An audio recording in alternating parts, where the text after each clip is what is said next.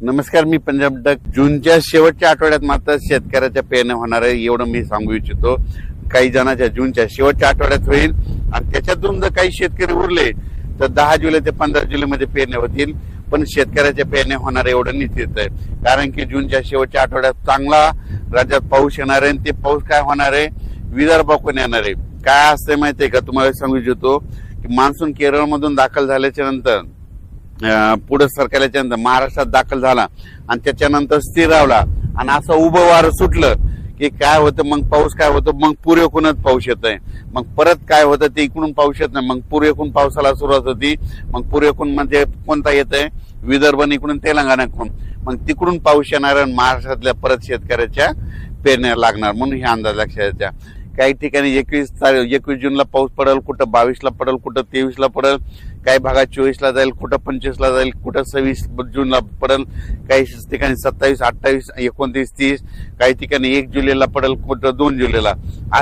तर काही ठिकाणी 1 जुलै 2 जुलै पर्यंत पाऊस पडेल. म्हणून हे लक्षात द्यायचं. पण पेरण्या मात्र सगळ्याच्या सर्व शेतकऱ्याच्या होणार, म्हणून हा अंदाज लक्षात द्यायचा. सर्वप्रथम विदर्भातल्या शेतकऱ्याला सांगू इच्छितो, तुमच्या विदर्भामध्ये काय होणार, पूर्व विदर्भ म्हणजे वर्धा, नागपूर, भंडारा, गोंदिया, चंद्रपूर, यवतमाळ, अमरावती ह्या पट्ट्यामध्ये काय होईल, जरा लवकर पाऊस येईल, तर तिकडे लवकर पेरण्या सुरू होतील. त्याच्यानंतर पश्चिम विदर्भ, त्याच्यानंतर पश्चिम विदर्भाकडे पाऊस येईल, त्याच्यानंतर मराठवाड्याकडे येईल, त्याच्यानंतर पश्चिम महाराष्ट्राकडे जाईल आणि त्याच्यानंतर उत्तर महाराष्ट्राकडे काय होईल, 23-24 जूनच्या नंतर मग तिकडे देखील चांगला पाऊस पडेल.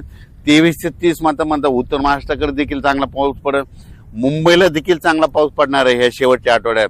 म्हणून मुंबईकरांसाठी आनंदाची बातमी, मुंबईला तर मुसळधार पाऊस पडेल, पुण्याकडे देखील पडेल, कोकणात देखील पडणार आहे. मुंबईला काही ठिकाणी म्हणजे पहिल्याच पाऊस असा पडेल की म्हणजे चांगला मुसळधार अतिवृष्टीसारखा मुंबईला देखील पाऊस पडेल. म्हणून हे देखील मुंबईकरांना अंदाज लक्षात यायचा. जूनच्या शेवटच्या आठवड्यात मुंबईला देखील पाऊस राहील, पुण्याला देखील पाहिजे, कोकण घाटमाथ्यावर देखील चांगला पाऊस पडेल. पण पाऊस येणार आहे, शेवटच्या आठवड्यात येणार आहे. सर्वप्रथम मी पहिल्यापासूनच काय म्हणलो होतो की निसर्गाकडे, झाडाकडे कोणी लक्ष देत नाही. तुम्हाला सांगतो, वाढत्या तापमानामुळे काय झालं, निसर्ग 22 दिवस पुढे सरकारला, उन्हाळा 22 दिवस पुढे सरकारला, पावसाळा 22 दिवस पुढे सरकारला आणि हिवाळा 22 दिवस पुढे सरकारला.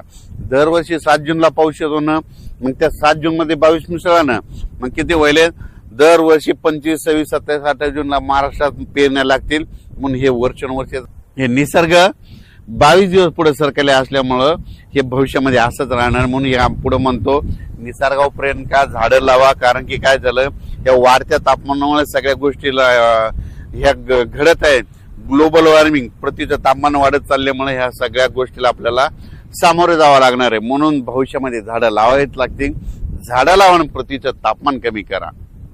शेतकऱ्याला परत सांगतो की शेतकऱ्यांना घाबरू नका. हे तुम्ही जर मोबाईल उघडलं की तुम्हाला ते एल निनो नाव दिसेल. तुम्हाला सांगतो, आता तुम्ही वाटल्यास ना ते पेरू देशाचं तिथलं समुद्राचं तापमान करा, तिथून खाल्ल्या भागातलं तापमान करा. खाल्ल्या भागामध्ये थंडी आणि वर्दी देखील एवढं काही एल निनो वगैरे काही नाही. तुम्हाला गोष्टी घडत आहेत. आणि तुम्हाला सांगतो, पाऊस नाही पडायला लागलं की ते एल निनो लावतात. आता याच्यानंतर तुम्ही बघा, 20 तारखेच्या नंतर हे सगळं एल निनो पाऊस सुरू झाला की एल निनो हे सगळं बंद करून टाकतात, की म्हणतात एल निनो हे झाला असं म्हणतात. तुम्हाला सांगतो, हे सगळं काही नसतं. 2 समुद्र आहेत भारताला, 2 समुद्र आहेत, अरबी समुद्र, बंगालच्या खाडीचा समुद्र. अरबी समुद्रातला जरी पाऊस नाही आला तर बंगालच्या खाडीचा पाऊस येतो, आपल्या भारताला पाऊस पडतो. म्हणून म्हणतो, पाऊस येणार आहे निश्चित, पेरण्या होणार आहे. यावर्षी सरासरी इतका पाऊस पडणार आहे, परतीचा पाऊस धुमाकूळ घालणार आहे. म्हणून हा अंदाज सर्व शेतकऱ्यांनी लक्षात घ्यायचा. शेतकऱ्यांना घाबरू नका, यावर्षी दुष्काळ वगैरे काय पडणार नाही. जूनच्या शेवटच्या आठवड्यात पेरण्या लागतील.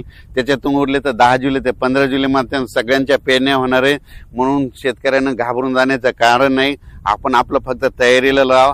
जमिनीमध्ये पाऊस पडल्याच्या नंतर चांगली ईदभर ओल गेल्याच्या नंतर पेरणीचा निर्णय घ्या. नसता मग 4 बोट 6 बोटवर पेरणी करू नका.